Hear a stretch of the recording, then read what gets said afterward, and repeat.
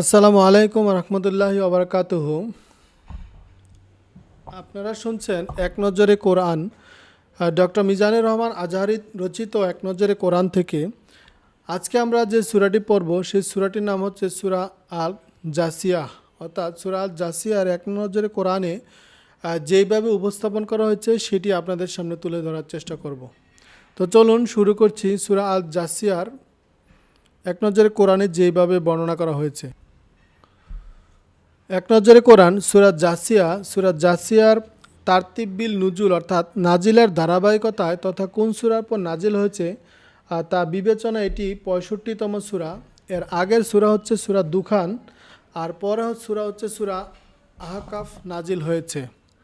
তারতিব feel মুসাক অর্থাৎ বর্তমান কোরআন মজিদের বিন্যাস অনুযায়ী এটি হচ্ছে ৪৫ নম্বর সূরা।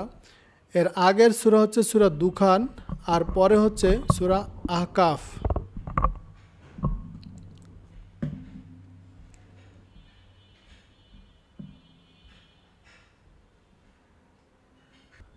এক নজরে কোরআনের সূরা জাসিয়ার এটি হচ্ছে কোরআন শরীফের ৪৫ নম্বর সূরা।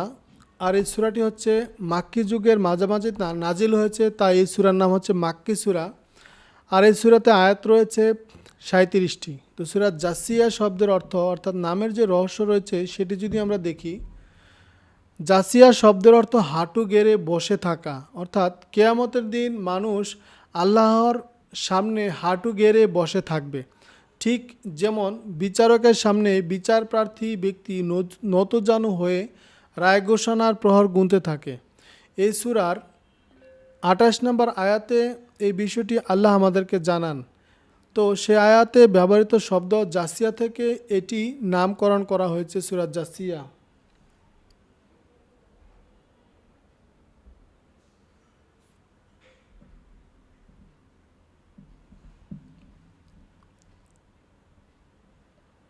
তো সূরা জাসিয়ার যে মেজর থিম রয়েছে, এক নম্বর হচ্ছে ওহি, আল্লাহর বিরাট নিদর্শন। তো এক নজরে কোরআনে সূরা জাসিয়ার তিনটি মেজর থিমের মধ্যে প্রথমটি রয়েছে এক নম্বরে ওহি অর্থাৎ আল্লাহর বিরাট নিদর্শন। ২ নম্বর হচ্ছে কাফিরদের বৈশিষ্ট্য তুলে ধরা হয়েছে সূরা জাসিয়ায়। ৩ নম্বর হচ্ছে বিচার দিবসে কাফিরদের অবস্থা, অর্থাৎ সূরা জাসিয়ায় বিচার দিবসে কাফিরদের কী অবস্থা হবে সেটির বিস্তারিত তুলে ধরা হয়েছে।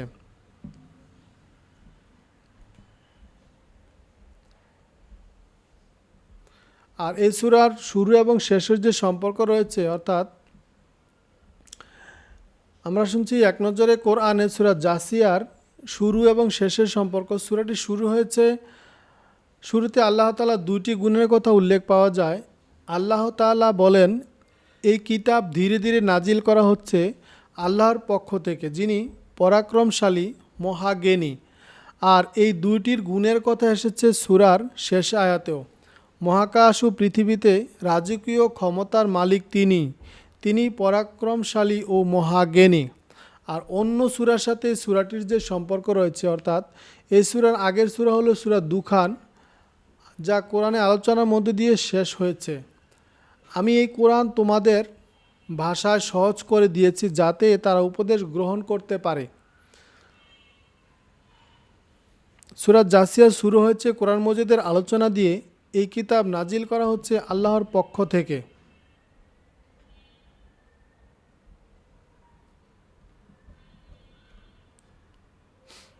তো এখন আমরা শুনব সূরা জাসিয়ার শানে নজুল। এক নজরে কোরআনে সূরা জাসিয়ার যে শানে নজুল রয়েছে, শানে নজুল কাফিররা বলতো আল্লাহ আবার এক হয় কি করে, শেষ দিককার ধর্ম অর্থাৎ খ্রিস্ট ধর্মেও তো এমন কথা শুনিনি যে আল্লাহ এক। তারা আরও বলতো মরণের পর আর কোনো জীবন নেই, আমাদেরকে আর জাগতে হবে না, বিচার আচারও হবে না, এইগুলো সব বানোয়াট। আমাদের আত্মার অস্তিত্ব মৃত্যুর পর বিলীন হয়ে যাবে, সবাই কালের গর্ভে চিরতরে হারিয়ে যাবে একদিন। এভাবে তারা তাওহীদ ও আখিরাতকে পুরোপুরি অস্বীকার করত। রাসূল থেকে মুখ ফিরিয়ে নিয়ে তুলে ধরতো নানা আপত্তি আর ভ্রান্ত সব যুক্তি, তাওহীদের ও আখিরাতের উপর তাদেরই সন্দেহ ও সংশয় দূর করতে আল্লাহ তাআলা এই সূরাটি নাজিল করেছেন। সূরা জাসিয়া নাজিল করেছেন। আল্লাহ এখানে চমৎকার সব যুক্তি তুলে ধরেছেন। তাওহীদ ও আখিরাতের যে চরম সত্য সেই ব্যাপারে মানুষকে সতর্ক করেছেন বারংবার। তারপরে যারা মুখ ফিরিয়ে রাখবে বা এইসব নিয়ে হাসি ঠাট্টা করবে তাদেরকে দিতে হবে চড়া মূল্য। বুরহানুদ্দিন বিকাই আন নাজমুদ দুরার 58 নম্বর আয়াতে এইগুলা বর্ণনা করা হয়েছে। তো আমরা শুনছি এক নজরে কোরআন। তো এক নজরে কোরআনের সূরা জাসিয়ায় যে সেগমেন্ট রয়েছে অর্থাৎ 3টি সেগমেন্টে ভাগ করা হয়েছে। 1 নম্বর সেগমেন্ট হচ্ছে আল্লাহর নিদর্শন ও সতর্কতা। 2 নম্বর হচ্ছে দুটি দল দুই পথে থাকবে। 3 নম্বর হচ্ছে সার্বভৌমত্বের মালিক আল্লাহ। 1 নম্বরে যেটি বলছে, 1 নম্বরে বিস্তারিত আল্লাহর নিদর্শন ও সতর্কতা। পৃথিবীতে আল্লাহ অগণিত নিদর্শন রয়েছে। এসব নিদর্শন নিয়ে চিন্তা করলে আল্লাহর উপর ঈমান আনা সহজ হয়। তবু যারা দেখেও দেখে না তাদের জন্য আছে মহাশাস্তি। 2টি দল দুটি পথে অর্থাৎ আল্লাহর অবাধ্য ও আল্লাহর অনুগত্য পুরো পৃথিবী এই 2 দলে ভাগ হয়ে আছে। 2 দলের পরিণতি যে 2 রকম সেই দৃশ্য সূরার 2য় অংশে ফুটিয়ে তোলা হয়েছে। 3 নম্বর হচ্ছে সার্বভৌমত্বের মালিক আল্লাহ। আসমান জমিন সবখানেই সার্বভৌমত্ব একমাত্র আল্লাহর প্রশংসা, মহানুভবতা, অপার ক্ষমতা এই সবেরই একমাত্র তাহারই। আর এটি হচ্ছে এই সূরাটির সেগমেন্ট সূরা জাসিয়া। আমরা শুনছি এক নজরে কোরআন থেকে সূরা জাসিয়ার।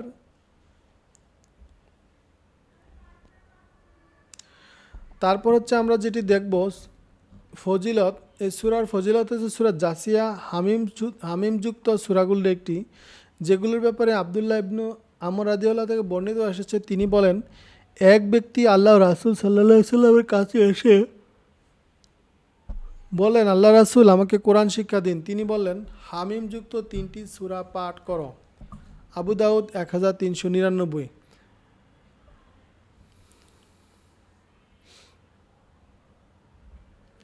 তো এক নজরে কোরআনে যে সূরা জাসিয়ার যে সেন্ট্রাল থিম অর্থাৎ কজ অ্যান্ড ইফেক্ট হচ্ছে কাফিররা আখিরাতকে ভুলে দুনিয়ার সুখে মজে থাকে, তাই আখিরাতে আল্লাহ তাদেরকে ভুলে থাকবেন। আমরা শুনছি সূরা জাসিয়া এক নজরে কোরআন ডক্টর মিজানুর রহমান আজহারি থেকে। তো সূরা জাসিয়ার এক নজরে কোরআনে সূরা জাসিয়ার যে গতিপথ অর্থাৎ সেন্ট্রাল থিম রয়েছে আল্লাহর জ্ঞান বনাম মানুষের জ্ঞান সম্পর্কে এই সূরা আলোচনা করা হয়েছে। তো এখানে 4টি গতিপথের কথা বলা হয়েছে। 1 নম্বর হচ্ছে ওহির জ্ঞান ছাড়া মানুষ আলোহীন। মানুষ নিজেকে যত বড় পণ্ডিতই ভাবুক না কেন, ওহির আলোয় আলোকিত না হলে তার হৃদয় থাকবে সবসময় আধারে ঢাকা। 2 নম্বর হচ্ছে জ্ঞানগত সংকট বিপথে নিয়ে যায়। জ্ঞানের সংকট মানুষকে আল্লাহর নিদর্শনের ব্যাপারে ভাবতে উৎসাহিত করে না, বরং দুনিয়াবী চিন্তা চেতনা ও সেকুলারিজমের আদর্শে মস্তিষ্ক গেঁথে রয়েছে। 3 নম্বর হচ্ছে মানবসৃষ্ট মূল্যবোধের অসারতা। সেকুলারিজমের দর্শনই হলো এই জীবনের পর আর কোনো জীবন নেই কোনো হিসেব নিকেশ, তাই দুনিয়াতে চলবার জন্য তারা নিজেদের আইন নিজেরাই বানিয়ে ফেলে। এভাবে আল্লাহ তাআলা দেখানো পথ থেকে তারা বহু দূরে চলে যায়। 4 নম্বর হচ্ছে পরকালের আসল সত্য প্রকাশ। কিয়ামতের দিন তাদের এই দর্শন ভুল প্রমাণিত হবে। তারা হাড়ে হাড়ে টের পাবে দুনিয়াই শেষ কথা নয়, আখিরাতের জীবনই আসল জীবন। সেদিন তাদের জন্য থাকবে ভয়ানক শাস্তি।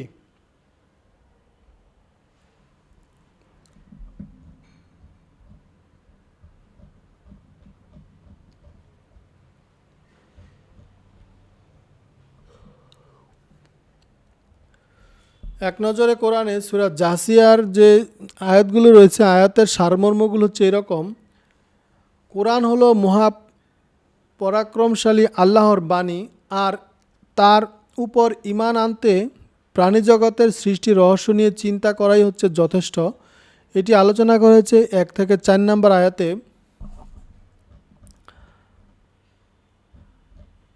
সূরা জাসিয়ার 1 থেকে 4 নম্বর আয়াতে বিবেকবানদের জন্য অনেক শিক্ষা আশেপাশে ছড়িয়ে আছে, তারপরেও আল্লাহকে অস্বীকার করলো, পরিণামে আছে যন্ত্রণাদায়ক শাস্তি। এটি আলোচনা করা হয়েছে 5 থেকে 8 নম্বর আয়াতে।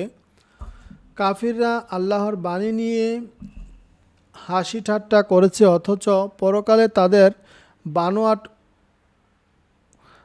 বানোয়াট ঈশ্বরের কোনো কাজে আসবে না। এটি আলোচনা করেছে 9 থেকে 11 নম্বর আয়াতে। আল্লাহ তাআলা দুনিয়ার সব কিছু মানুষের জন্য বানিয়েছেন, ভালো কাজের পরিণাম ভালো আর মন্দের ফল মন্দ। জ্ঞান মানুষকে বিনয়ী করলেও ইহুদি হয়েছে অহংকারী, অমুসলিমরা একে অপরের বন্ধু, আর আল্লাহ মুমিনদের বন্ধু। আর নিজের মনকে খোদা বানিয়ে ফেলার পরিণতি পথভ্রষ্টতা, কান ও অন্তরে সিলমোহর আর চোখের উপর পর্দা নিয়ে আলোচনা করা হয়েছে 20 থেকে 23 নম্বর আয়াতে। আর বস্তুবাদীরা বলে মৃত্যুর পর আর কোনো জীবন নেই, তারা মহাকালের আবর্তে হারিয়ে যাবে। এসব অনুমান নির্ভর কথাবার্তা। আল্লাহর করুণার মধ্যে ঠাঁই পাওয়াটাই হলো আসল সফলতা। সফল হতে হলে ঈমান এনে ভালো ভালো কাজ করতে হবে। আলোচনা করা হয়েছে 21 থেকে 33 নম্বর আয়াতে। কাফিররা দুনিয়ার মজা মস্তিষ্কে মজা মাস্তিতে বুঁদ হয়ে থাকে, আর বেমালুল ভুলে যায় আখিরাতের কথা। এটি আলোচনা করা হয়েছে 31 থেকে 34 নম্বর আয়াতে। কাফিরদের আবাস হবে জাহান্নাম, সেখান থেকে তাদেরকে বের করা হবে না। কাফিরদের আবাস হবে জাহান্নাম, সেখান থেকে তাদের বের করা হবে না। আল্লাহই সকল ক্ষমতার পরাক্রমশালী এবং মালিক। এটি আলোচনা করেছে 35 থেকে 37 নম্বর আয়াতে।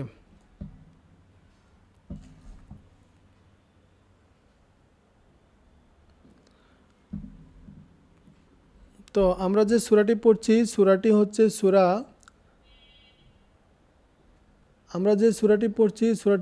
সূরা জাসিয়া।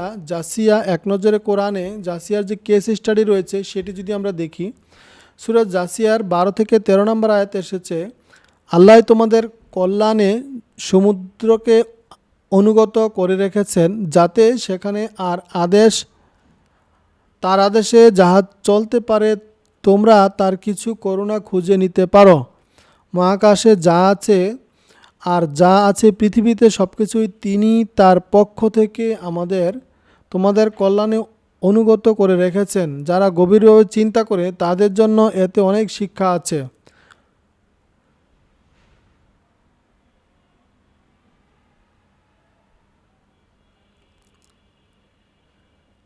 এই সূরার 13 এবং এই সূরার কেস স্টাডি যদি আমরা দেখি, এই সূরার 12 থেকে 13 নম্বর আয়াত এসেছে, আল্লাহ তোমাদের কল্যাণে সমুদ্রকে অনুগত করে রেখেছেন, যাতে সেখানে তার আদেশে জাহাজ চলতে পারে, তোমরা তার কিছু করুণা খুঁজে নিতে পারো। মহাকাশে যা আছে পৃথিবীতে সব কিছু তিনি তার পক্ষ থেকে তোমাদের কল্যাণে অনুগত করে রেখেছেন।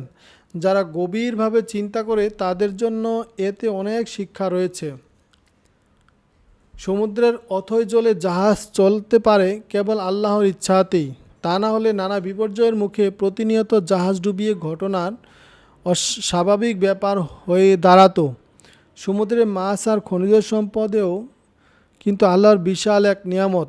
এবার প্রশ্ন, কি শিক্ষা আছে এখানে? আসলে আল্লাহ এগুলো সবই মানুষের উপকারের জন্য সৃষ্টি করেছেন, কিন্তু এত নিয়ামতের বিপরীতে বান্দার করণীয় কি? আল্লাহ চান এই সব কিছুই কৃতজ্ঞতার স্বরূপ আমরা কেবল তারই অনুগত করি, কেবল তারই একমাত্র রব হিসাবে আমরা মেনে নিই। এইসব আর কিছুই না। তাই এই আয়াত দুটো নিয়ে আমাদের গবেষণা স্টাডি করা উচিত।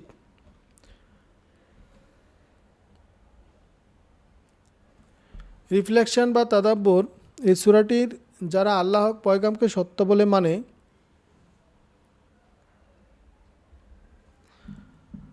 আমরা শুনছি এক নজরে কোরআনে সূরা জাসিয়া থেকে, সূরা জাসিয়ার যে সেন্ট্রাল থিম অর্থাৎ রিফ্লেকশন বা তাদাব্বুর, যারা আল্লাহর পয়গামকে সত্য বলে মনে করে তাদের জন্য মহাকাশ ও পৃথিবীতে অনেক শিক্ষা রয়েছে। যেসব লোক সন্দেহভাবে বিশ্বাস করে তাদের জন্য অনেক শিক্ষা রয়েছে তোমাদের সৃষ্টি ও দুনিয়া জুড়ে তার ছড়িয়ে দেওয়া প্রাণীকুলের মধ্যে, আর রাত ও দিনের পালাবদল, আকাশ থেকে আল্লাহ পাঠানো জীবিকা যার মাধ্যমে তিনি জামিন নিষ্প্রাণ হয়ে যাওয়ার পর তার প্রাণ সঞ্চার করে, এবং বিভিন্ন দিক থেকে বায়ু প্রবাহ, এগুলোতে সেসব লোকের জন্য বহু শিক্ষা রয়েছে যারা বিবেক খাটায়। এই সূরার 3 থেকে 5 নম্বর আয়াতে তাওহীদের 6টি দলিল রয়েছে, যেগুলো আল্লাহর শ্রেষ্ঠত্ব, মহত্ব, পরিপূর্ণ কুদরত এবং তিনি এই ইবাদত পাওয়ার একমাত্র হকদার তার প্রমাণ বহন করে। দলিলগুলো হলো আসমান জমিন সৃষ্টির, মানুষ সৃষ্টির, প্রাণীকুল সৃষ্টির, দিন রাতের পালাবদল, আসমান থেকে পানি বর্ষণের মাধ্যমে মৃত জমিনকে জীবিত করা এবং বাতাস প্রবাহিত করা।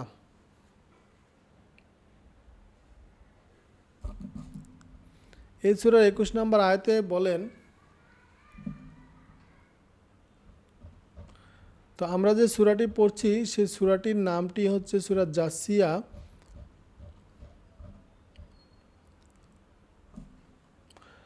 তো সূরা জাসিয়ার এক নজরে কোরআনে সূরা জাসিয়ার যে আমরা প্রথমটি যে রিফ্লেকশন বা তাদাব্বুর, দ্বিতীয় রিফ্লেকশন বা তাদাব্বুর হচ্ছে সূরা জাসিয়ার 21 নম্বর আয়াতে আল্লাহ বলেন, যারা খারাপ কাজে লিপ্ত তারা কি ভেবেছে, আমি তাদের জীবিত ও মৃতকে সেসব লোকের অর্থাৎ জীবন ও মৃত্যুর পর বানিয়ে দেব।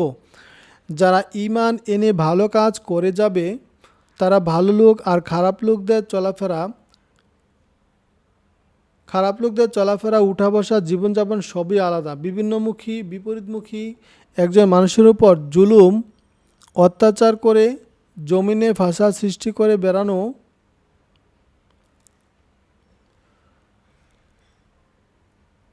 তো এই উঠা বসা করা, জীবনযাপন সবই আলাদা। বিপরীতমুখী একজন মানুষের উপর জুলুম, অত্যাচার করে জমিনে ফাসাদ সৃষ্টি করে বেড়ায়। অন্যজন অভাবীদের খাবার খাওয়া, নিপীড়িত মানুষের সাহায্য করা একজন বিনয়ের সঙ্গে, এজন্য অভাবীদের আবার খাওয়ান, নিপীড়ন মানুষের সাহায্য করে একজন নিজের মন মতো জীবন কাটায়, আরেকজন রবের দেওয়া বিধানে জীবন সাজায়। দুনিয়ার বিচারে হয়তো দুজনের মধ্যে খুব একটা পার্থক্য দেখা যায় না, কিন্তু আখিরাতে দুজনের পথ হবে দুই দিকে। একজন থাকবে জাহান্নামে ভয়ানক শাস্তির ভেতরে, আরেকজন থাকবে জান্নাতে, যেখানে রয়েছে অফুরন্ত শান্তি, সুখের সন্তুষ্ট অবস্থা।